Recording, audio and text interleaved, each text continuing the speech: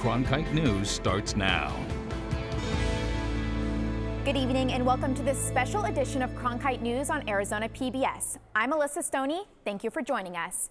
Tonight we're taking a look at the stories from our sustainability team, from the impact of water shortage on Arizona farmers to air pollution in the monsoon season officially runs from June 15th until September 13th. As we near the end of this year's summer rains, Evan List tells us from the Weather Center about some of the best monsoon activity on record, which provided many benefits for the state. We have just 13 days left in this year's monsoon. While it may have looked dry at the beginning of the season, once the monsoon arrived, it came down in torrents and it came down often. Different spots around the state even broke records, and benefits were felt far and wide. The green turf of the country club at DC Ranch is often hard won during the desert summers as sprinklers work overtime, but not this summer. So there was a period of time in July where we literally didn't turn on our irrigation system for about 12 or 13 days consecutively. In our budget, we probably saved close to $26,000 in water costs with the rain that we've gotten over the last couple months. This year's monsoon has helped businesses and households across the valley save water and therefore money for irrigation. The rains have also been so plentiful that we're able to put water back into our reservoirs. We've actually been able to moderate our drought with this summer precipitation, which is exceptional and amazing. We've actually had enough precipitation where we can put water into our reservoirs, which is unheard of in summer typically. By the end of July, Phoenix saw about 84% more monsoonal rainfall than all of last summer. Some parts of the state even saw drought improvement of up to 3 categories out of 5, a rare feat for summertime in the desert Southwest. There's 4 levels of drought. So there's exceptional, extreme, and then we look at moderate and severe, moderate being the lowest. And we've been just traumatized with the highest level, which is that exceptional level. And I'm not showing any exceptional in the state for this coming report, which is amazing. Stoffel says that normally we have to wait for winter precipitation to help with drought, but this year's summer monsoon was so active that it did the job. PARISH says the active monsoon also means an active greens crew, but they aren't complaining. Arizona's water supply has taken a hit due to the Colorado River's record-breaking drought. Cronkite News reporter Diana Quintero shows us how a family in Casa Grande is struggling to keep their farm operation during the water shortage. The Colorado River supplies water to over 40 million people around the Southwest. But as the drought increases and its supply declines, farmers around the state are facing drastic shortages. Our farm is 90 years old. It's a 5th-generation farm. My granddad bought it around 1930. And traditionally, we've grown cotton and alfalfa. But Nancy Kaywood and her son are struggling to keep their family farm after their water supply was cut off. You know, I was coming out here one day, it was just right after they had stopped the water coming down the canals, and that was just maybe April 15th. And I just crossed the canals and I looked at them, I just burst into tears, because that's our livelihood. And we have never, ever seen the canals shut down so early. Kaywood's grandfather agreed not to build a well and instead signed an agreement relying solely on the San Carlos Irrigation District for water. For years, they've paid $22,000 a year for 2 acre-feet of water. However, the dam that supplies their farm water is currently less than 5% full, and the Central Arizona Project won't send any water to their area. As you can see behind me, their neighbors are able to keep their crops green through water from wells. However, on the other side of the dry canal, it's a completely different story for farmers on the San Carlos Irrigation District. The lack of water means only alfalfa is growing in these fields. This year, there's no cotton. The recent monsoon rain has helped, but if they don't see any more rain soon, Nancy doesn't think they'll be able to make another yield. You feel anxious because you want rain, and it's just cloudless skies day after day. The Kaywood family has to pay for their water whether they receive it or not. Without water, there's no crops, and without crops, there's no profit. Kaywood's son has leased more land to farm corn. Those profits help pay for their family farm, but that farm is also at risk for water cutbacks. they'll receive about 1/3 of the water supply. Water has always been the lifeblood for farmers. When it dries up, so do their farms. And knowing that we could lose our farm really hurts. It's been in our family for 5 generations. Stresses that they also want to see legislature change the laws that require them to pay for water they don't receive. And they continue to hope for rain before we enter a Tier 2 and Tier 3 water cut. In the Broadcast Center, Diana Quintero, Cronkite News. You may have noticed the thick or cloudy air outside recently. That's because a high pollution warning for the Phoenix area. Cronkite News reporter Raven Payne joins us from the newsroom to tell us September's heat can carry pollution with it. The Arizona Department of Environmental Quality issued a high pollution advisory effective today and tomorrow. This warning for ozone levels can be caused by car emissions, industries, and solvents and paints. But here in Phoenix, sunlight and wind are the 2 main factors. Early September in Phoenix brings a lot of sun and the occasional breeze, but this year high ozone levels are also here in the valley. Wind from the northwest can pick up pollution on its way through the valley, and longer summer days mean more sunlight, an ingredient for high ozone levels. So what we typically see here in the Phoenix Valley is ozone at its highest, generally at the end of April all the way through the end of September, and that's because ozone requires sunlight. Pace says people with asthma or other lung conditions might see increased symptoms with the pollution advisory. If you are sensitive to ozone or any other air pollution, the ADEQ recommends you spend time indoors over the next several days.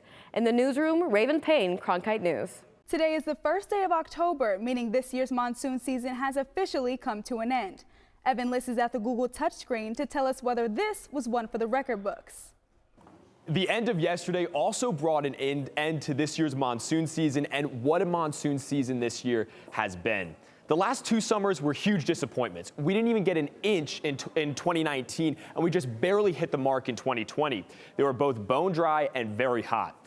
This was the status quo until monsoon 2021 came along and saved the day, with plenty of thunderstorms in the high terrain and many making their way into the lower deserts as well. When all was said and done, Sky Harbor picked up 4.2 inches of rain, nearly double our average.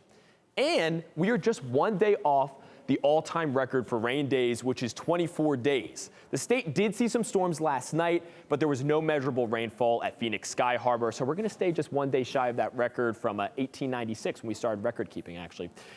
Now, all this rain did lead to some serious flooding problems in different parts of the state. These videos behind me made their rounds on social media.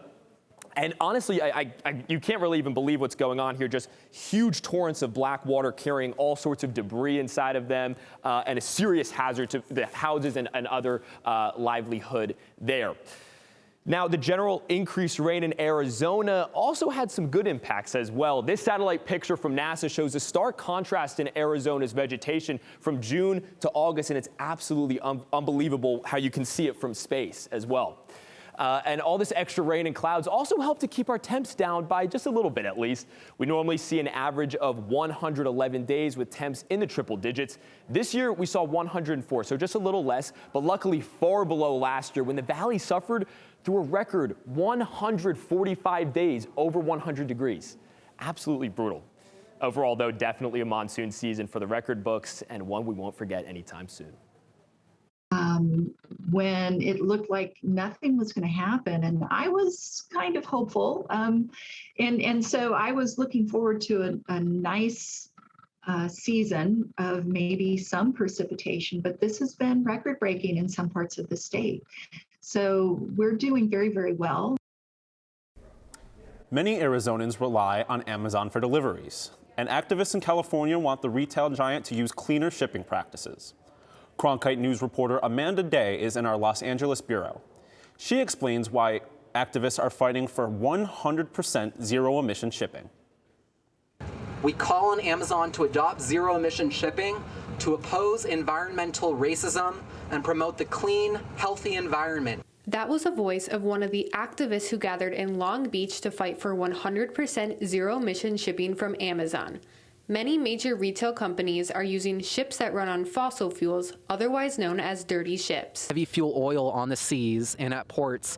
Amazon poisons our climate, accelerates our path towards climate catastrophe. It poisons port communities who live close to these ships and have to breathe in particulate matter, sulfur oxide, nitrous oxide. Air pollution is so bad in this area of Southern California, health advocates have nicknamed it Asthma Alley. Activists have come together to encourage zero-emission shipping to major retail companies like Amazon. The presentation with the black powder of what the emissions, using the technologies of cleaning the air that they emit, that the black powder is that residue that's left over.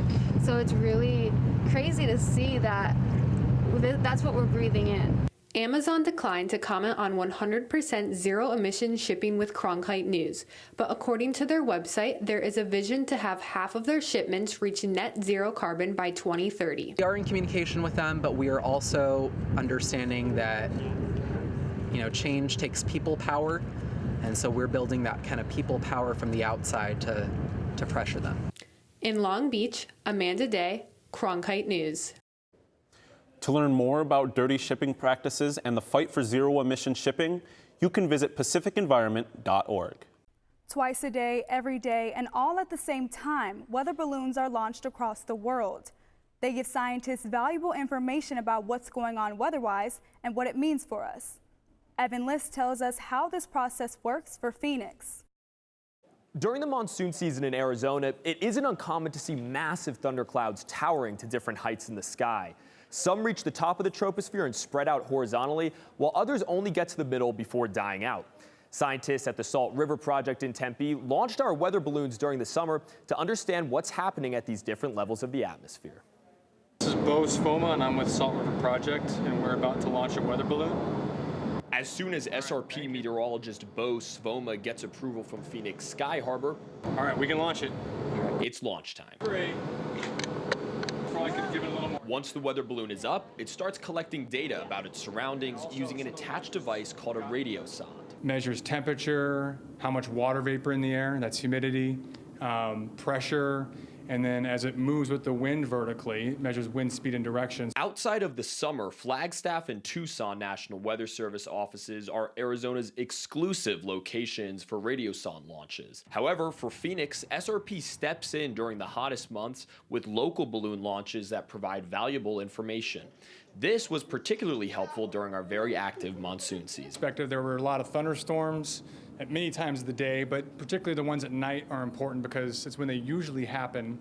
And then we launched the weather balloon the next morning and can see how those thunderstorms impacted the atmosphere and how that might impact the high temperature that day. The data helps SRP figure out efficient power supply operations.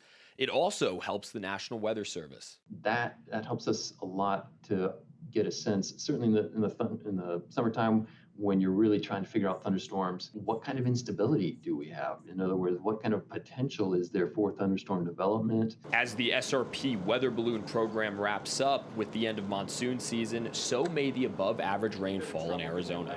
We're looking like we're definitely going into a La Nina situation. The Tier 1 water shortage on the Colorado River is impacting agriculture in Arizona. Cronkite News reporter Samantha BYRD went to the lettuce capital of the United States, Yuma, Arizona, to learn more about the issue. In August, the U.S. Secretary of Interior declared the first ever Tier 1 water shortage for the Colorado River. This will result in less water for agriculture in Arizona in 2022. Snowfall and rainfall on the Colorado River watershed has been decreasing. We've been in a drought condition. Central Arizona agriculture will take the first cuts. Specifically for the Tier 1 water shortage, that's affecting farmers primarily in Pima County. I'm here at the Colorado River in Yuma, Arizona, that supplies water to agriculture throughout the state. Yuma County agriculture has a high priority right to just under 1 million acre-feet of water from the river. Because we get our water from the river, not only do I watch my weather, I also watch the weather in the western Rockies. Yuma supplies over 90% of leafy greens and vegetables to North America from November to March. There is a genuine argument to be made that we provide the strongest agriculture economy in the state of Arizona here. Because of this factor, Yuma County agriculture has the most senior water rights in the state. The Tier 1 shortage does not take any water from these farmers. The risk levels that need to be tolerated on farms and food production are so much higher. And local weather and long-term climate has a huge impact on that risk calculation. Farmers in Yuma say they work hard on preserving water resources, and they are confident the drought will not affect their business. In the studio, Samantha BYRD, Cronkite News. That's it for this special edition of Cronkite News tonight. Thanks for joining us. Break It Down is next.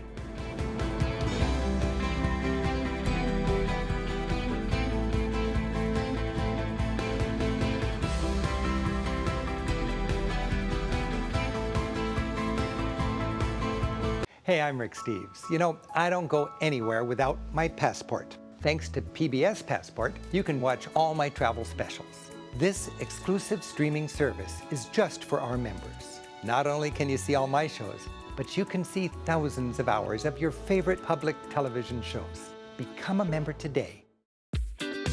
Your favorite member benefit is getting better and bigger. This is wonderful. Over the next year, Passport is adding new shows and doubling the number of episodes for you to stream. They give us all that they've got. From your favorite cooking and travel series. Even the stairs are breathtaking. To history specials and award-winning documentaries. Better and bigger. That really is the fun part. Stream on any device with Passport on the PBS Video app.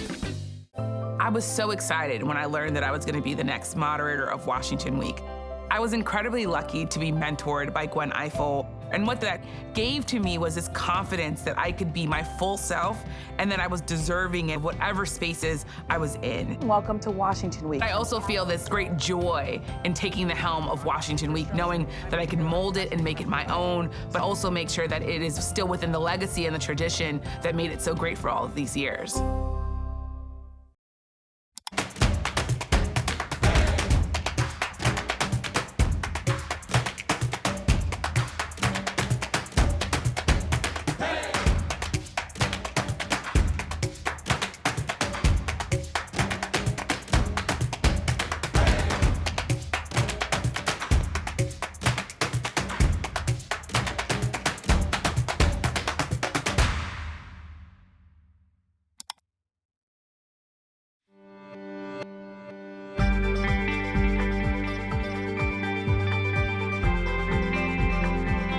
Break It Down is brought to you in part by Mayo Clinic and viewers like you. It's the holiday season, and I'm so excited that we're talking about mental health because we did once before on this segment, and I think it's extremely important, especially this year. So let's talk about it. Mental health during COVID. Let's break it down. So COVID has obviously been an impactful, it's been a year, right? 2020 totally has been something out of a magazine, out of a book, right? What do you notice that's going to be different this year when it comes to the holidays than other years? So I think when it comes to the holidays, there's going to be a lot of traditions that we're not going to be able to do, whether that's because we're social distancing or we just can't get together in groups like we used to. So, you know, a lot of people are feeling a little bit down because of this. We got to identify those feelings and to handle them. Yeah. You know, I think that so many people right now, I mean, I just talked to my mom the other day, you know, and I was like, hey, you know, I wish I could come home, but I can't. But send me a recipe, right? Because I just want to at least feel like I'm cooking at home or something to kind of get that nostalgia of being, you know, in the same space as family. So what kind of advice can you give for people who can't get home, but you're kind of feeling like that disconnect? What can you do first off?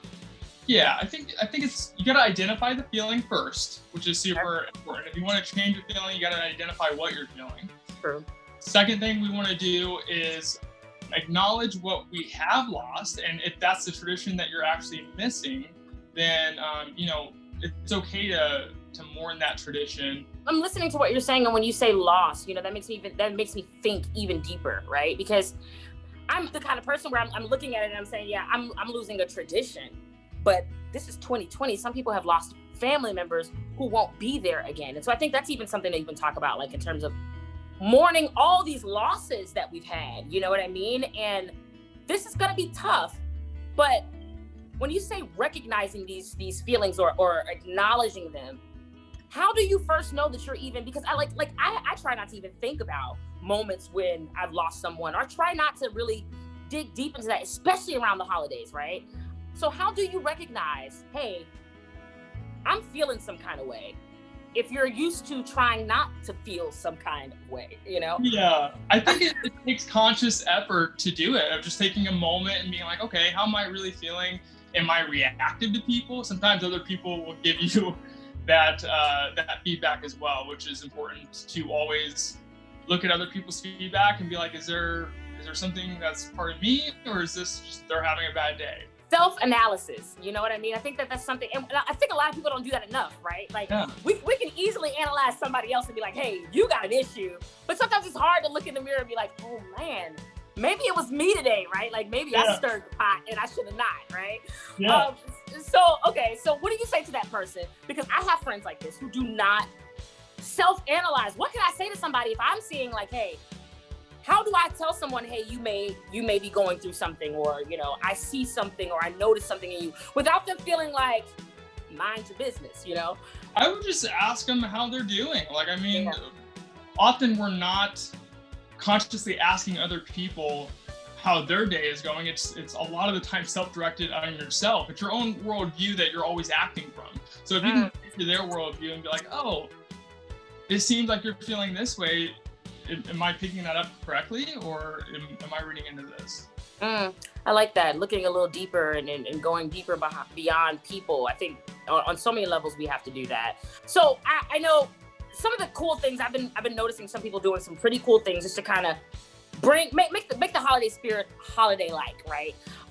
So one of the things that I think that is really cool is people are kind of sending boxes to their family members, and I know we are doing that as a family. We're all cooking a dessert together online, and it's like we're sending a box to everybody with the same exact ingredients, and we're getting together to do that. What kind of suggestions can you have for people who are not, let's say you can't physically be there? What can you do, even if you have lost? What's some of the things that you may be doing this holiday? Yeah, so I think it's important to have those touch points, like you said, with those shared activities, such as sending like multiple ingredients for food that are the same. You can still cook those same foods. Maybe it's getting on Zoom while you're doing it, having a conversation with your loved ones. It's important to keep those connections. I know for my family, personally, my wife's family lives in Canada, so we usually go back for the holidays and at various times during the year. But we've done things such as, little competitions, art competitions, where we're sitting each other and, rating it and doing those things. I like that. See, now that's fun. I like that. I like that a lot. Yeah. Yeah, you gotta get creative, I think, right? Like, I mean, even for those who have lost a loved one, you got to get creative, right? Because I know some people have not even, had the ability to touch base or even go to the hospital or see or even have funerals or even get together just to mourn what they've already lost this year. So you got to get creative. We've had funerals on Zoom, we've had weddings on Zoom, baby showers, Thanksgivings. We've had so many things that we've been able to virtually kind of do. So I think people are going to have to get creative this year to kind of get over this kind of slump, So I have this one question for you. If you're realizing, hey, I've got something going on with me, I'm not feeling the same, something's different, this year's not going the same way that I thought it would go, what kind of self-help things should I be doing or practicing to get myself back to a better space? Yeah, I think journaling is a super important activity. It goes into that self-reflection kind of mentality every night or even during a day, sitting down and just start writing. It doesn't have to be direction, but usually when you sit down and you write it out, things come out that you didn't even expect to come out. So we have to come back to recognizing how we're feeling and then doing finding the little joys in life that are going to make you feel better. And also keeping social contact, right? So it's hard when we're social distancing. For example, my family's like again in Canada. I call them more now, and it's because one, I miss them more, but also I know how important it is to keep that social contact, even when I don't feel like it's different. It's just so crazy that you're saying that, because we have to stay social. Even though we're socially distancing, you've got to find a way to touch in, to dial in. Like, we can't completely ostracize ourselves, right? And just not be in touch. We still got to stay in touch. And I love that. Be creative with the fam bam on social media, whatever you got to do to dial in. Make sure you guys are making your holiday season an amazing one. Thanks so much.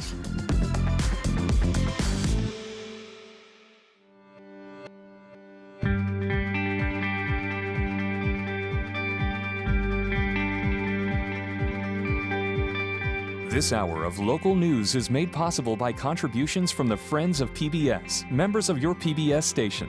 Thank you. If you have comments about Arizona PBS News, please contact us at one of the addresses on your screen. Thank you.